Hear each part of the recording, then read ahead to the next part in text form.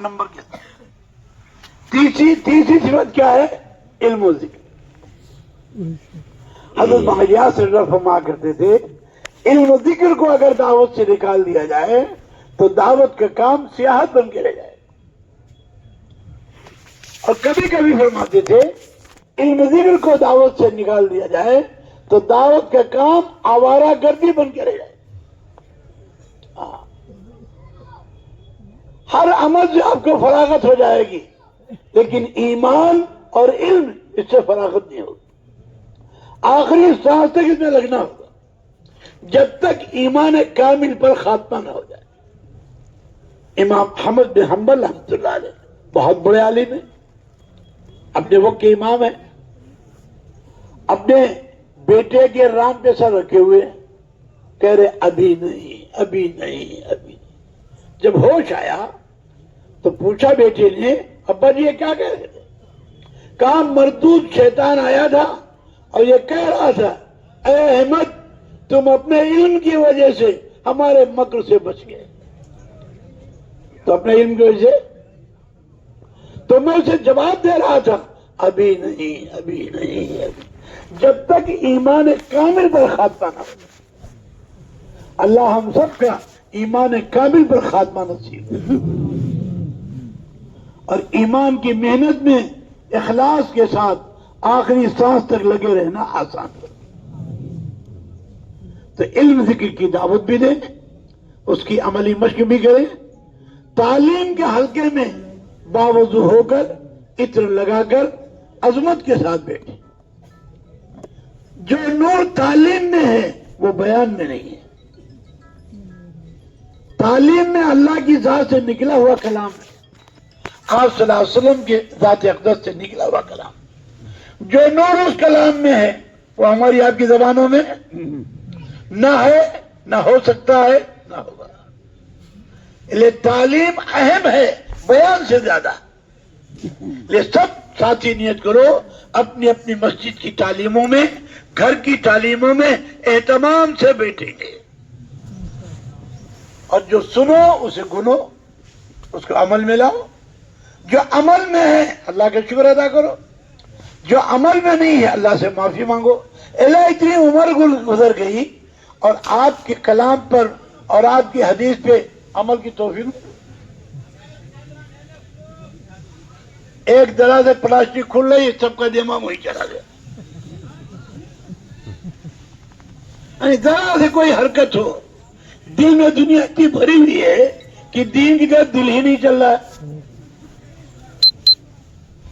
علامہ اقبال نے یہی کہا ہے تیرا دل تو ہے صنم آشنا تجھے کیا ملے گا نماز میں. دل میں کھیتی بھری ہوئی ہے، دکان بھری ہوئی ہے، نوکری بھری ہوئی ہے، ملازمت بھری ہوئی ہے، پیسے بھرے ہوئے ہیں، عورت بھری ہوئی ہے، بچے بھرے ہوئے ہیں، پوتے پوتیاں بھرے ہوئے ہیں، نواسے نواسیاں بھرے ہیں. وہ اللہ کی گنجائش ہی نہیں. اللہ کے راستے میں نکالا اسے جاتا ہے تاکہ ان محبتوں کو نکالو اور اللہ کی محبت بٹھاؤ. بھائی یہاں مت بیٹھو، راستے میں کوئی نہ بیٹھے، چاہے نیا ہو چاہے پرانا. جگہ دو ان کو، تھوڑا آگے پیچھے ہو جاؤ اور وہاں سے روک دو. بالکل وہاں بھی لگا دو بیٹھ کے. بار بار کیوں رکنا پڑتا ہے؟ وقت ضائع کر رہے ہو. حضرت باعلیاس رحمۃ اللہ فرمایا کرتے تھے ہم نے تمام اوراد اذکار کا تجربہ کیا لیکن تہجد میں اٹھ کر قرآن کو دیکھ کر پڑھنے سے جو قرب خدا بندی ملا کسی اور عمل میں نہیں ملا. اسے پورا مجمع نیت کرے انشاءاللہ موت تک تہجد کا اہتمام کرنا ہے. ابھی سب نہیں بول رہے ہیں، ارے کرو گے انشاءاللہ. اور تہجد میں اٹھ کر قرآن کو دیکھ کر پڑھو.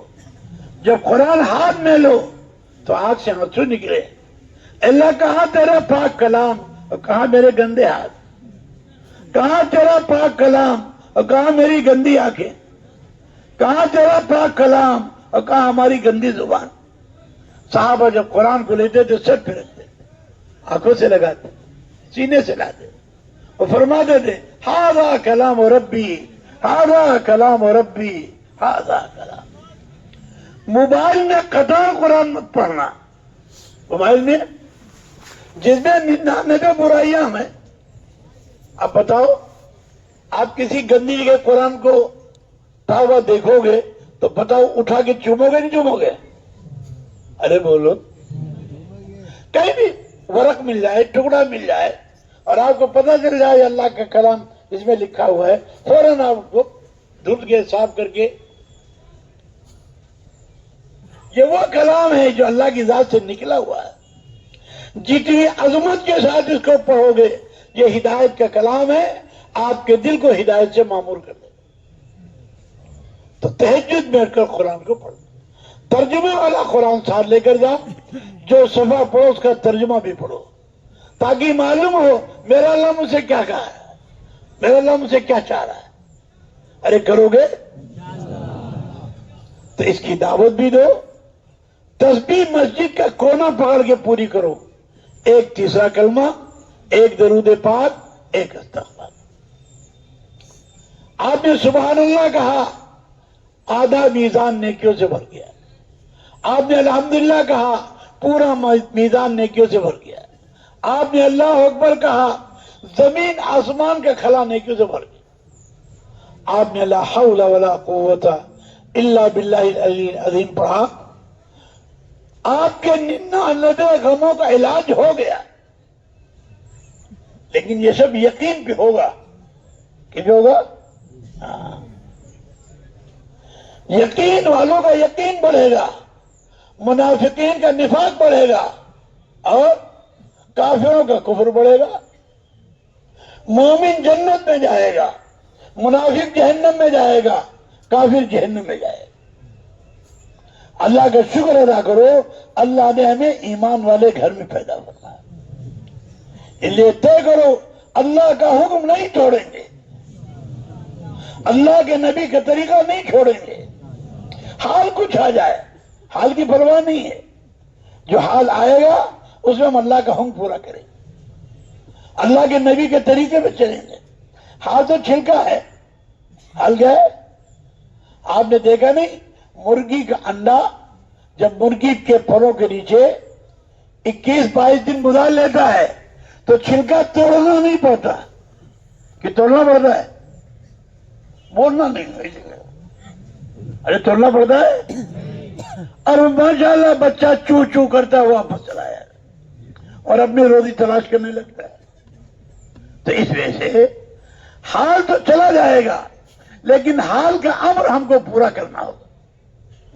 جو حال آ جائے علماء سے پوچھو اس حال میں ہم کیا کریں. حکم پورا کرنا ہمارا کام, حال کو ہٹانا اللہ کا.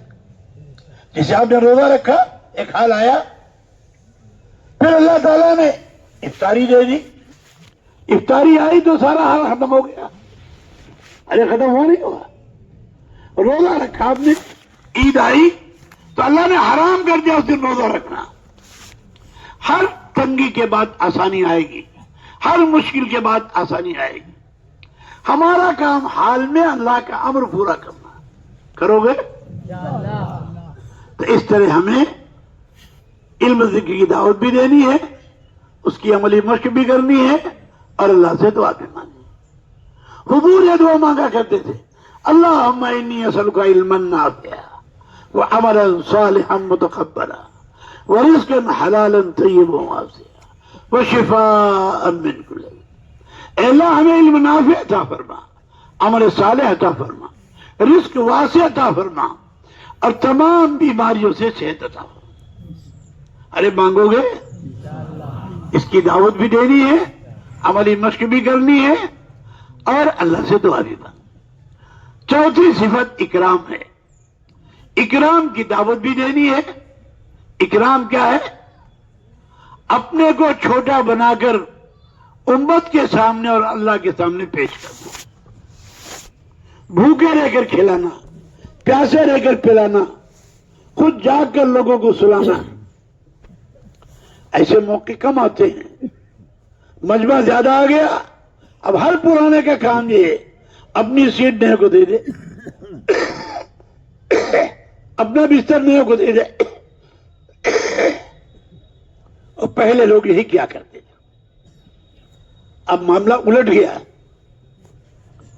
پرانے آرام سے سوتے رہتے ہیں اور نئے کو دھکا دے دیتے ہیں، حالانکہ نیا اس لائق ہے کہ اس کو سینے سے لگایا جائے، اس کو اپنے پاس بٹھایا جائے، آپ کے اخلاق سے متاثر ہو کر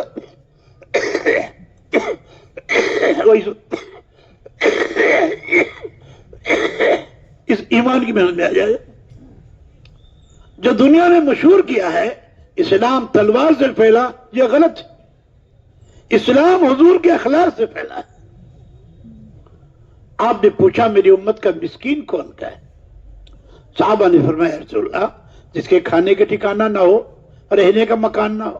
کہا نہیں، ہماری امت کا مسکین وہ ہوگا جو اتنی نیکیاں لے کر آئے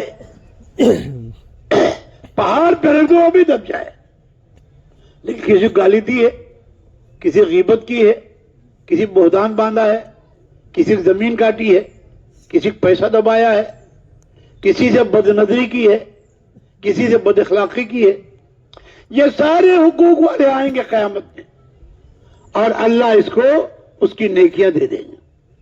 جب اس کی نیکیاں ختم ہو جائیں گی تو ان کے گناہ اس کے اوپر لاد دیے جائیں گے اور منہ کے بل گھسیٹ کے جہنم میں ڈال دیں گے۔ نیکی کرنا کمال نہیں ہے، نیکی کی حفاظت کمال ہے۔ نیکی کی آدمی پیر سے اتنا نہیں پھسلتا جتنا زبان سے پھسلتا ہے۔ صدیق اکبر رضی اللہ تعالیٰ اپنی زبان کو پکڑ پکڑ کر کھینچتے تھے اور کہتے تھے کہ تیری وجہ سے جہنم میں جانا نہ پڑے۔ اما جان حضرت عائشہ رضی اللہ تعالیٰ عنہ ہم سب کی ماں ہے، ایک دن کہنے لگی صفیہ یوں ہے، وہ ناٹے قد کی تھی۔ آقا نے فرمایا اے عائشہ تو نے وہ عمل کیا ہے کہ اگر ساتوں سمندر میں اس کو ڈال دیا جائے وہ زہر آلود ہو جائے۔ ہماری عادت پڑی ہے کالے کو کلوا، بدھ کے دن پیدا ہو بدھو، جمعہ کے دن پیدا ہو جمن، لنگڑے کو لنگڑا، اندھے کو اندھا، بہرے کو بہرا، یہی غیبت ہے۔ اور اگر اس میں یہ عیب نہیں ہے تو یہ بہتان ہے۔ غیبت کو فرمایا الغیبت اشد من الزنا۔ اب یہ بیماری تبلیغ والوں میں بہت پھیل گئی، جہاں بیٹھیں گے کوئی جماعت آئی، بھائی فلاں حاجی صاحب کا وہ تو یوں ہے، وہ تو آتے ہی نہیں ہیں، وہ تو یوں ہو گئے۔ اپنے کو سب سے برا سمجھو اور ہر ایک کو اپنے سے اچھا سمجھو۔ یہ کام پھیلے گا اخلاق سے، ترقی پائے گا اخلاص سے۔ حضرت با یوسف رحمۃ اللہ نے فرمایا میں بتاؤں اخلاق کیا ہے؟ دوسروں کی برائی میں اچھائی نکالنا، اس کا نام اخلاق ہے۔ اپنی اچھائی میں برائی نکالنا، اس کا نام اخلاص ہے۔ صدیق اکبر نے خود فرمایا یا رسول اللہ صلی اللہ علیہ وسلم میں نماز کے بعد کون سی دعا کروں؟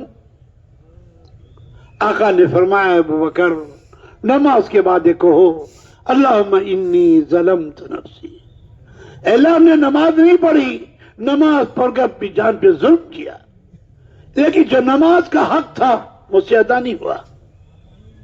نماز کا حق ہے، اللہ کی شان کے مطابق نیت باندھنا، اللہ کی شان کے مطابق رکوع کرنا، اللہ کی شان کے مطابق سجدہ کرنا، اللہ کی شان کے مطابق جلسہ کرنا۔ اے اللہ جیسا ایسا حق کا مجھ سے ادا نہیں۔ اللہم انی ظلمت نفسی ظلما کثیرا اور ظلما کبیرا، بہت زیادہ ظلم یا بہت بڑا ظلم۔ لا یغفر الذنوب الا انت، اللہ آپ کے علاوہ کوئی معاف نہیں کر۔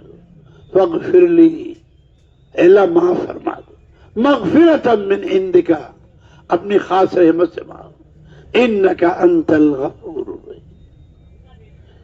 ہر عمل کے بعد اللہ کا شکر ادا کرو، لیکن عمل اللہ کی شان کے مطابق نہیں ہوا اس پہ استغفار کرو۔ یہ دونوں صفتیں ہر ایمان والے کے لیے ہر وقت ضروری ہیں۔ شکر سے اللہ نعمت بڑھائیں گے اور استغفار سے اللہ تعالیٰ اس نعمت کو باقی رکھیں گے۔ حضور سے کہا گیا اے نبی جی جب تک آپ امت میں ہیں آپ کی امت کو عذاب نہیں دوں گا، اور جب تک آپ کی امت استغفار کرتی رہے گی، توبہ کرتی رہے گی، اس کو عذاب نہیں دوں گا۔ یہ سب لوگ یہ طے کرو انشاءاللہ اللہ سے خوب معافی مانگی، ایک تسبیح صبح ایک شام، اس کا خوب اہتمام کرو، پھر اللہ سے دعا مانگو اللہ حضور والے اخلاق ہمارے اندر پیدا ہو۔